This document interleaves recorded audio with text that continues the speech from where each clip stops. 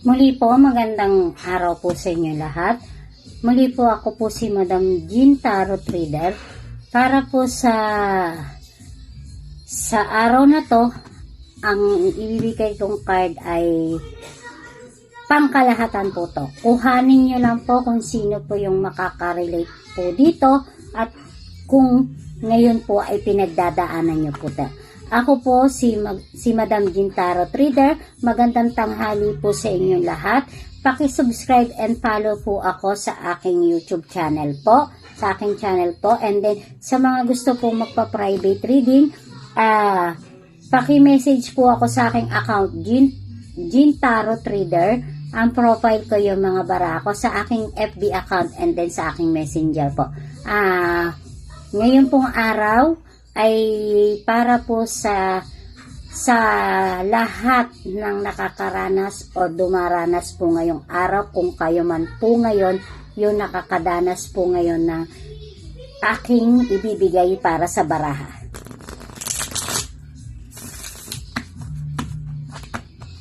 Ang pamagat po or ating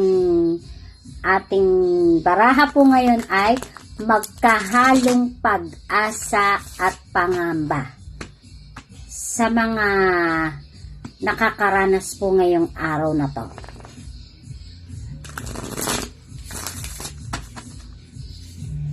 Ito po ang baraha po ngayong araw po ninyo.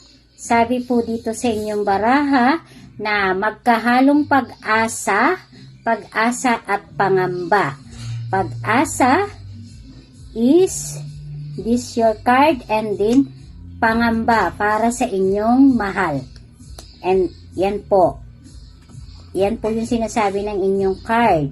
Ang sinasabi po dito, magkahalong pag-asa at pangamba.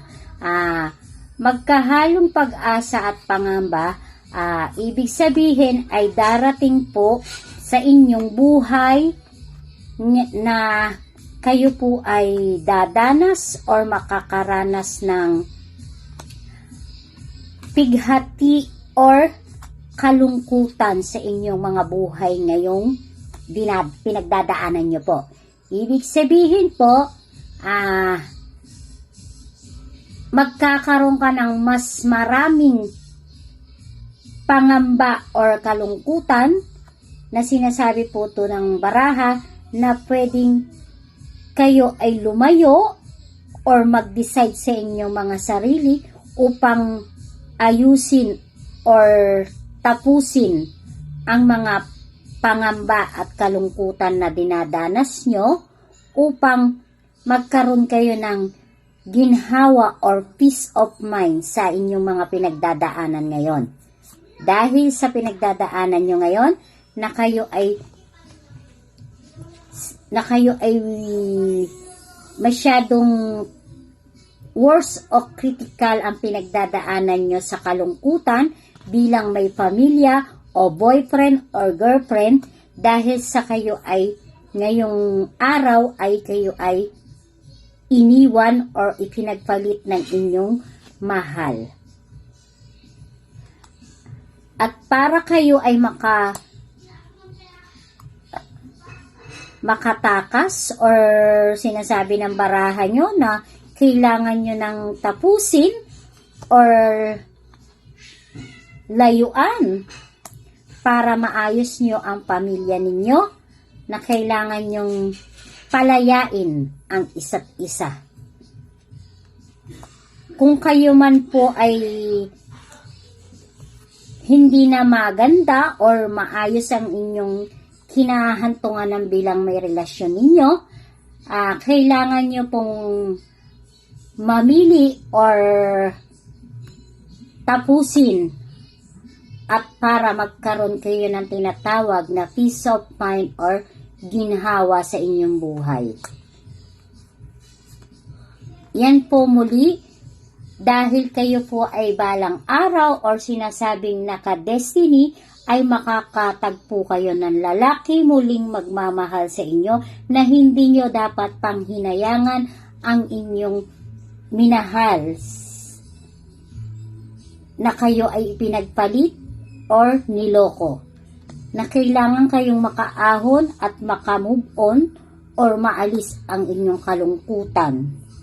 Sapagkat ang inyong pangamba at pag-asa ay kayo lang po ang makakagawa po niyan upang muli kayo'y makaahon at maayos ang inyong pamilya at mga buhay. Hindi po lahat ng mga nangyayari po sa buhay ninyo ay wag nyo pong lulunurin or pabayaan sa kalungkutan, sapagkat maraming pag-asa na ibibigay sa inyo ang Panginoon upang kayo ay muling makaahon at may magmahal muli sa inyo at matagpuan nyo ang para sa inyo. Muli po, magandang araw po sa inyong lahat. Ako po si Madam Jean Tarot Reader. Paki-follow and subscribe po ako sa aking channel. Maraming salamat po sa inyo. Kung gusto niyo pong magpa-read, paki-message po ako sa aking account. Maraming salamat po muli. Ang inyong baraha for today is kuhanin nyo lang po kung ano po yung pinagdadaanan nyo ngayon po ay para po sa lahat po ito. Magkahalong pag-asa at pangamba para sa inyo po itong lahat.